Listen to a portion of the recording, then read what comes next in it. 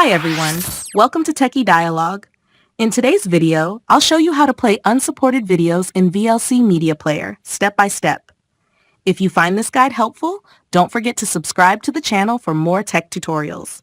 Step 1. First, open VLC Media Player on your computer. If you don't have it installed yet, you can download it from the official VLC website.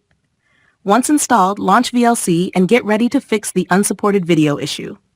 Step 2. One of the easiest solutions is converting the video format. To do this, go to the Media menu and click Convert Save. In the window that appears, click Add, then select your video file. After that, click Convert Save at the bottom. Step 3. Now, choose the format you want to convert to. The best option is MP4 because it's widely supported.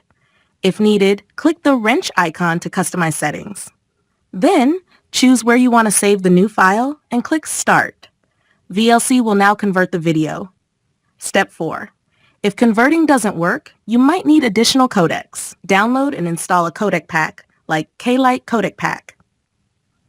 After installation, restart VLC and try playing the video again. And that's it. You've now learned how to play unsupported videos in VLC Media Player. Thank you so much for watching, and I'll see you in the next one.